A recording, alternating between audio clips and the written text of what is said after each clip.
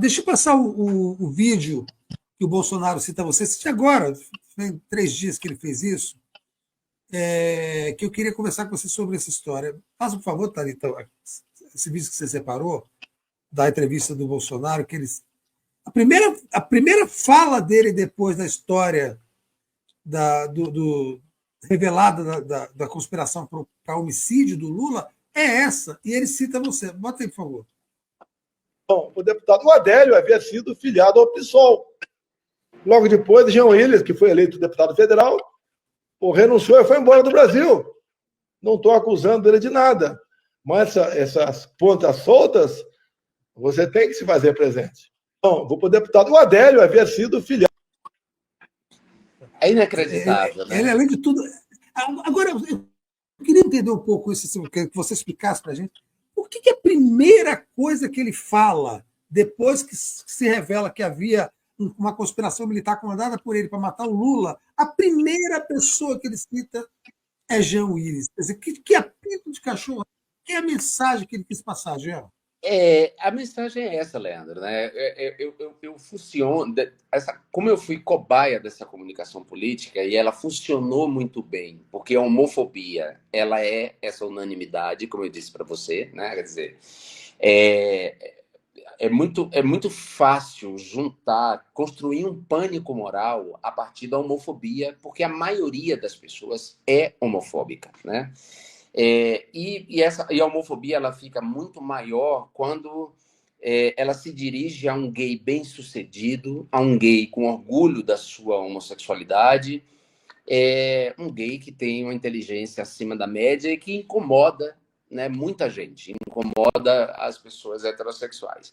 Então, me usar como bode expiatório, como espantalho para juntar, mobilizar os falsólatras, a massa de falsólatras, é um caminho que já tinha dado certo, que deu certo depois, quando eu já estava no exílio, com aquela mentira de um perfil falso chamado Pavão Misterioso, aquela história de que eu tinha vendido o meu mandato para David Miranda, que não está mais aqui, que morreu precocemente. Então, ele recorrer a minha figura é recorrer a esse espantalho de novo, é tentar unir a base dele, é criar uma cortina de fumaça, levantar uma cortina de fumaça que possa tirar o foco do que é importante nesse momento. O que é importante nesse momento? A conspiração de militares de alta patente para assassinar o presidente da República, o vice-presidente e o ministro do STF, dar um golpe de Estado, montar uma junta militar e manter esse condutor idiota, esse condutor de ressentimentos idiota, no poder, né? E é fundamental que esse condutor seja um idiota, seja alguém que não consiga pensar fora dos clichês, não consiga elaborar uma frase, porque, claro, um idiota é melhor manipulado por quem de fato governaria o país, que seriam os militares de alta patente, do que uma pessoa inteligente. Então, esse imbecil, primeiro ele disse que Adélio era deputado. Eu nunca soube que Adélio tinha sido eleito. Você sabia disso?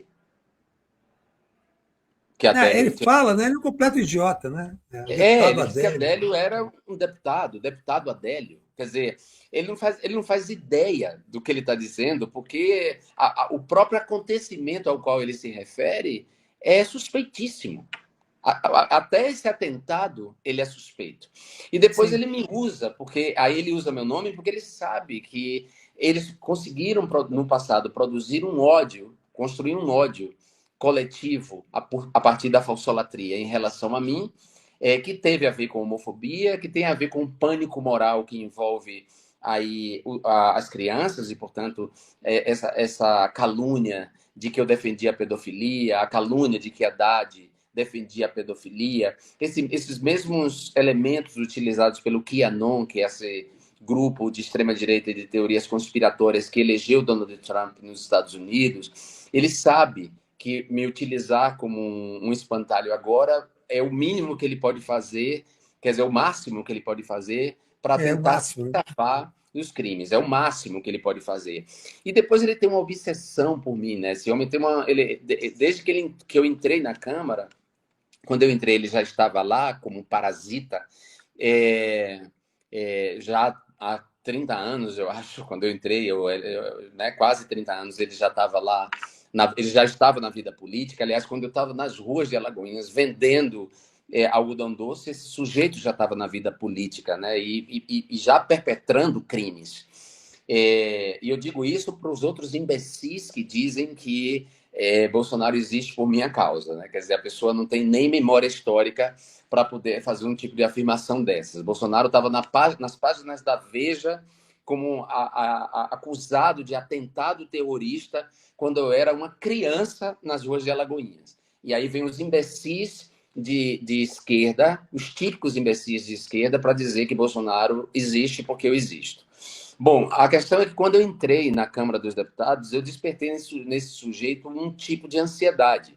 Ele tem uma obsessão por mim, e depois essa obsessão se tornou uma obsessão de me destruir, de alguma forma, porque eu fui a única pessoa que tive um ato de decência humana básica, de naquela noite em que eles estavam depondo por um golpe uma mulher eleita democraticamente e honesta, como Dilma Rousseff, numa farsa montada por um ladrão, que é Eduardo Cunha, com a cumplicidade de uma emissora como a Rede Globo, que suspendeu toda a programação para transmitir aquela farsa e humilhar publicamente Dilma Rousseff.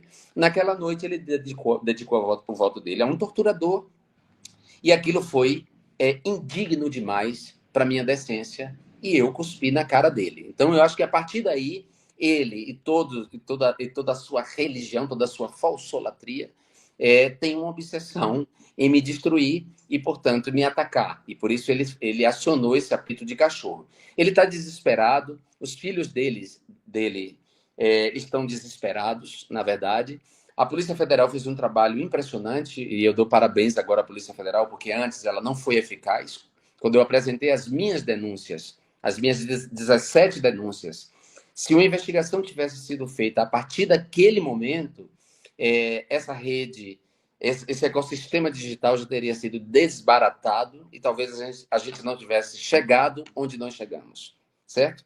Mas a Polícia Federal também é disputada internamente. Há setores da Polícia Federal que têm simpatia pelo fascismo e que colaboraram e foram colaboracionistas durante o governo de orientação neonazi-fascista de Bolsonaro. Mas que bom que a Polícia Federal fez esse trabalho agora, essa operação contra golpe. Talvez seja o início do fim dessa gente.